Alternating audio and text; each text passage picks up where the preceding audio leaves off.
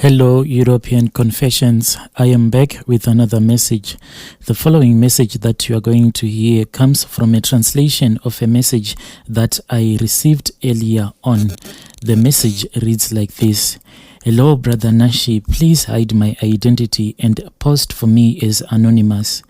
My brother Nashi, I also have my own story that I want to tell you so that you can share with the rest of the world. My siblings and I, we have a vow and some rules that were left behind for us by our parents. Even today, as we are speaking, we are still following those vows and those rules as a family. My father and my mother left all the rules and the oath, and they told us that we had to follow those vows just in case if they died or if they went missing. My father and my mother had their own beautiful house, but they only managed to build this house because they were involved in evil rituals. They had moved from the village and they had came and had to build their house in the city. By the time that me and my siblings were born, my parents were already staying in the city. So when we were growing up, we were taught and we were made to do a lot of rituals and weird things that we could not understand.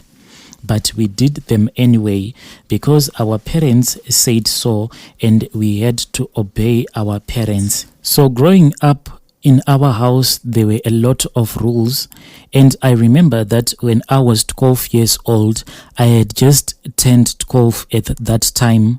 What happened is that I came home one day from school, and when I entered the house, I saw that my father was sitting next to my mother, and right there was another man who was sitting with them. My parents then introduced this man to us. My parents said that this man was the family doctor.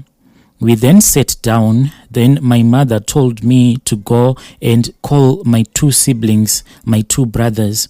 My mother then told my sisters, saying that they had to go to their spare room. She said that she would only call them out after we had finished whatever that she wanted us to do. But on that day, Brother Nashi, the last thing that I remember is that we were given an injection by that doctor. Then we felt dizzy. Then we fell asleep, me and my brothers. When we woke up, we were outside. We were not wearing anything. We were naked. And me and my siblings, we were surrounded by some strange men. These men, we could not properly see them because they had wrapped themselves in some blankets, and those blankets, they were black in color. These men, you could not see them. These men had their faces covered so that we could not tell them apart. But the more that they spoke and sang, I heard that my father was among these men because I had recognized his voice. These men, when they sang, what they will do is that they passed to each other a tortoise that they had, and each one of them, whenever that tortoise was passed on to them, that person would then sprinkle some liquid form on that tortoise, and the liquid that they were sprinkling on that tortoise was a liquid which looked more like blood than water. These men kept on singing and they kept on doing what they were doing. When these things were happening and as they performed their rituals, one of these men suddenly looked at me and he saw that I had regained my consciousness, and he came to where I was laying and he violently kicked me with his boots and I collapsed again. Growing up, these things kept on happening to us until the day that our parents died. One day, our parents just went out. They told us that they were going on a holiday trip. And then later on, some men arrived at our house and told us that our father and our mother were at the mortuary. These men then explained everything to us. They told us that our parents had been involved in an accident and both my mother and my father, they had died on the spot. So we wanted to go and to see our parents. But as for me, my brothers and my sisters, we were all forbidden to go and to attend our parents' funeral. What they did is that they said to me, since I was the firstborn, I alone was the one who went with these men to help them to identify my parents' bodies when they were still at the mortuary.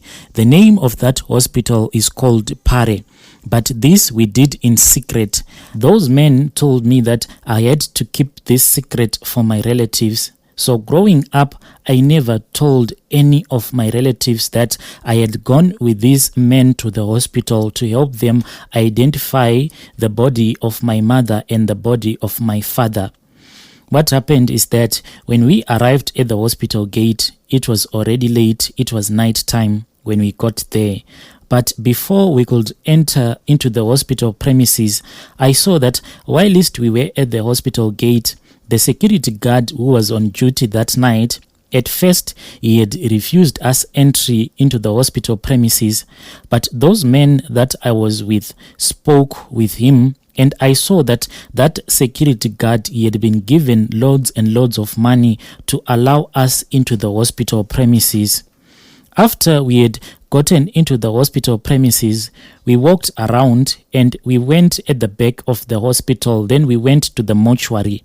When we got there, we met that same doctor, that very same doctor who used to come to our house, who once gave me and my brothers those injections that would make us sleep. He had a name tag on him. I still remembered that name that was written on his name tag. But now that I am getting older, I can't recall a lot of things because of age. The memories are slowly fading away. So, whilst we were still at the mortuary, I saw that the bodies of my father and the body of my mother were placed on top of the mortuary table, but they were all covered with black blankets.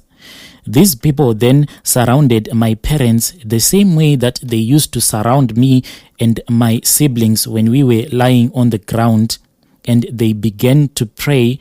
They prayed in a foreign language, the language that they used when they were praying. I don't know what kind of a language they were using. After they had performed that ritual, the doctor then gave me a piece of paper. On that paper, there was an oath, a vow, and there were some rules that were written on it. He made me to swear in front of my father and my mother, and he told me that since I was their firstborn child, I had to swear. So I swore that I would follow everything that was written on that paper. After these men had said their prayers, we left the mortuary. Then we got into the car. But as we were leaving the hospital, I noticed that that same doctor was in the same car with us. And as we left the hospital premises, we were never asked anything by the security guards at the gate, because those security guards, they recognized the doctor that was with us in the same car. Those people then returned home with me, and they left me and my siblings at a Satan house. This house that they left us at, the owner of that house was a friend of our parents. This man was then made to be our guardian, and he was the one who was going to take care of us until we grew up. So growing up, we grew up as people, or let me say as children who lived alone in that house without parents. We lived in that house that our parents had left for us. But here and there, that man, he would come and check on us, but he didn't stay with us 24/7. But there was a lot that was going on in that house. Me and my brothers and my sisters, sometimes we could just see our old dead relatives standing maybe in the house. Sometimes they'll be standing in the kitchen or in the toilet. But the ghost of this relative will just stand there with the blood all over it. Sometimes the ghost will just stare at us. Then it will go into the wall and simply disappear. My parents had told me that if such things were to happen in our house, what I should do is that we were supposed to use the vows that they had given me, and then the spirits of our dead relatives would leave our house. But if these spirits were to leave our house, they would go around and they would torment our relatives. Brother Nashi, this is our own family secret. I just wanted to say these few things that used to happen to us as we were growing up. Dear listeners, right there was a message that I received. Then it had to be translated. Let's meet again in the following episode.